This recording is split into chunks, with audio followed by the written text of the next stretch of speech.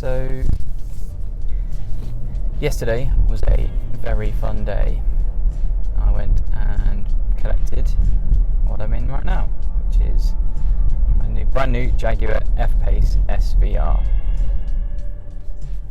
There is very little not to love about the car. I mean, it looks fantastic, it looks great, and you'll see some video I've got of it going around the car.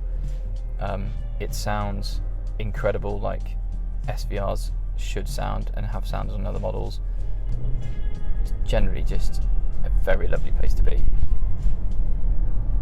The quality of the interior and the trim is as per standard F-Pace, but stepped up a notch with all the little tweaks around the place. I mean, I didn't go for the optional extra carbon fibre interior trim because that was £1,500 for what I considered was very, very small amounts of carbon fibre around the interior, so I didn't think that was worthwhile.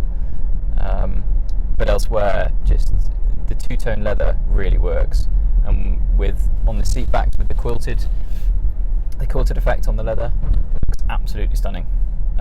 It really sets off the car. It reminds me of sort of the Overfinch of old, but it looks excellent.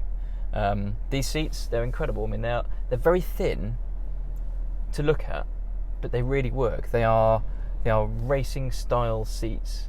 Now, slight bugbear, slight gripe of mine maybe is this whole scoop thing here, which is meant to be a racing seat. Of course, that's meant for a 5-point or 4-point harness. So it's a bit of a noddy thing to have that there, I think, when clearly there's no harness it comes up to the front of it. But hey, it looks good. Gives it that kind of racing pedigree, gives it that racing sort of look to it. So they look stylish, but not particularly functional.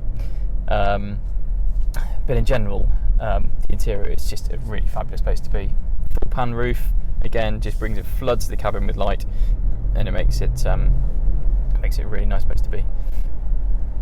I do think that this is the real sweet spot for having an SVR, being in that sort of the entry-level SVR club, but yet for no loss of performance, for presence, for prestige, for luxury.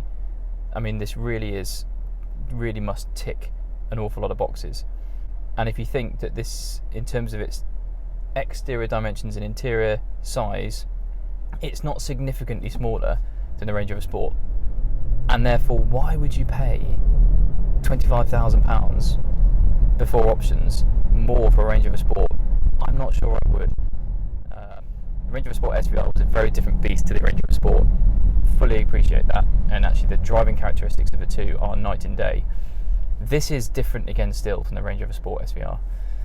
It's so much more car-like. Now, off-road performance of this wouldn't touch the Range Rover Sport, but it's not designed to be. This is a Jaguar. This is a road bias car. Now, an SUV, a performance SUV, is a bit of an oxymoron in a way, and clearly it's not supposed to be performance on road and also be able to perform off-road. But for me, in my lifestyle, I mean, I'd even go so far as to say I am the target market for this, which is mid-30s, 2 kids, need the space, need the practicality and everything else. I hung up my sports car in 2013, funny old thing, when my kids were born. That's why I bought a Range Rover. But I had a string of Aston Martins and M3s, TVRs, various other bits what I absolutely loved. But practicality had to then dominate. So that's why I went into the SUV side of things. And actually, I've been toying with various different bits, Velar, Discovery 5, but of all of them, I can safely say, having driven this for probably only a matter of hours, this tops them all for me. It just is the complete package. You've got the power on tap, you've got the refinement, you've got the luxury, you've got the fantastic looks from the outside, and I just think that just whole thing wrapped up into base price £75,000, it's a bit of a bargain. I mean, I had the Velar as soon as it came out, and it was okay. The looks were lovely and everything else, but it was all just about the looks. I mean, I carelessly went for the 2-litre petrol engine in the P250 as it was then, not even the P300. And having come out of supercharged petrol Range Rovers, it was probably a step too far. It was a big mistake in my view, because the second you start the engine, there's something missing. Just cruising around in normal mode at the moment, it's nice and serene and fairly quiet, fairly understated, and it's like any other F-Pace. I mean, you wouldn't know. But then when you want to, and you just a couple of button presses, dynamic, sport, you've got an absolute hooligan on your hands.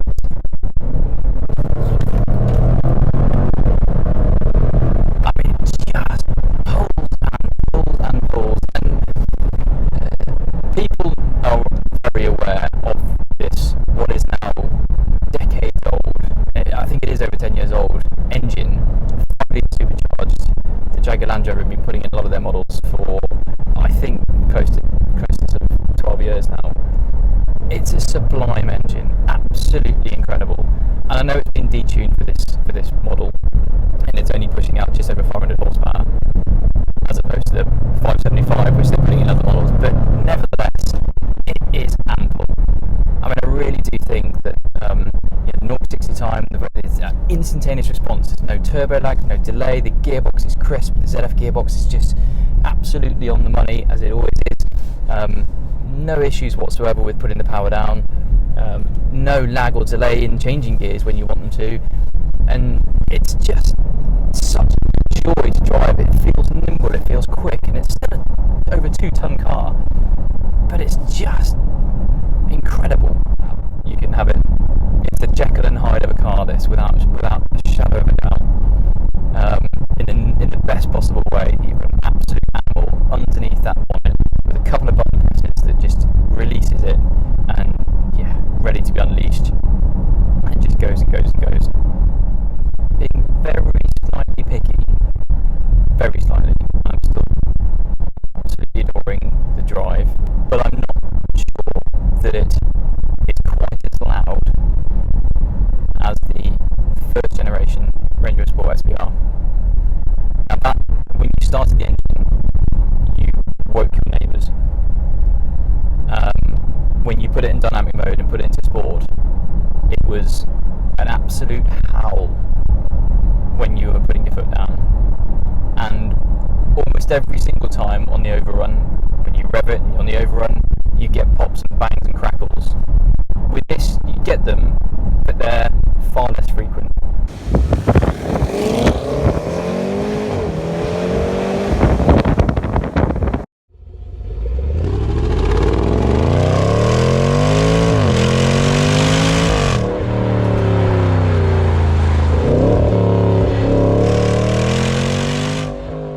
On the plus side, however, there is distinct increase in supercharger whine from this engine, which I love as well.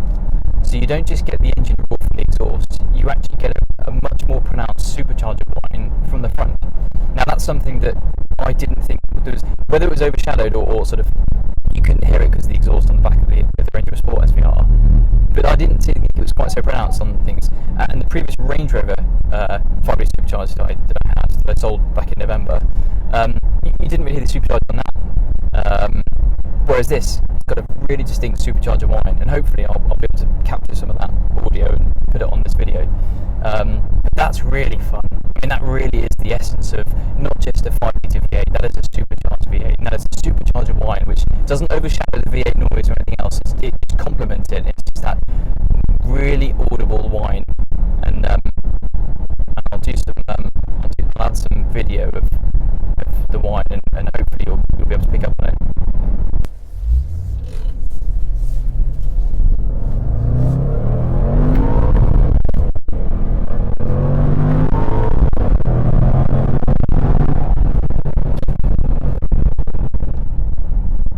It's easy to miss a gear. Fortunately, something I like in this car, which again previous cars I've driven with your Tiptronic paddle shift gearboxes didn't do, is when you're in dynamic mode, if it hits the limiter, stays in the limiter, doesn't upshift you, which is an error on my part, just getting used to the engine. But one thing that really helps an awful lot with that, and I think is an absolute must and necessity on this car, is the head-up display. It is so required on a car like this because this is absolutely license losing material, and therefore without that head-up display, without concentrating and focusing on the road time, when you're having a bit of spirited drive and you're making progress, you need to keep your eye on the speed, and that is the only way of doing it, because glancing down within a millisecond you can easily be in a hedge. Quite frankly, with the power this thing has and this pace that it puts down, it is incredibly easy just to be up at easily up to license losing territory. So that head-up display, if you're looking at F-Pace SVR, it's a must-have option. I really suggest that. Not cheap. Brakes are sharp. Brakes are really good. Really confidence inspiring. I mean, they really belie the sheer mass of this vehicle. And they don't. There's so far enough not been pushing it a great deal, but there doesn't seem to be any fade or any hint of any fade. I mean, there are big discs on the front, but they really do bite well, bite hard, and it doesn't feel like in the 5-litre non-SVR Range Rover Sport that I had, you could feel the mass. You put your foot on the brakes and the whole car just lurched forward as to sort of trying to bring all that weight under control.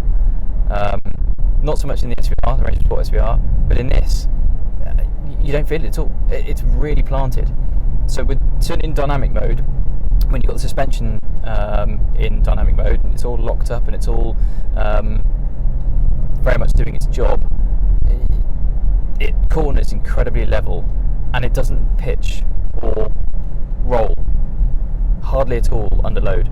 So when you're accelerating, there's no lift up, and when you're braking hard, the nose doesn't dip down. It's dead flat level, and it inspires so much confidence. I mean, I'd love to take this on a track, because I really think that it would be in a world of its own. I mean, clearly it's been honed on things like the Nürburgring, I get that, but even on a road such as this, which is a fairly sleepy road just outside the Cotswolds, it's quite comfortable driving on a nice little A road like this, and even when I'm really not hammering it, not pushing it at all, it feels really comfortable. When I'm pushing a bit harder, it still feels quite comfortable.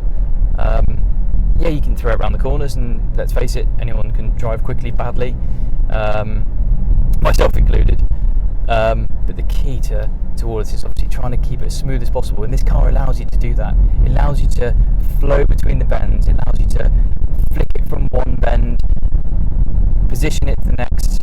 It's just miles of smiles, that's what I'm going to call this. With this car, it is just miles of smiles. Badge. Oh, opportunity, here we go.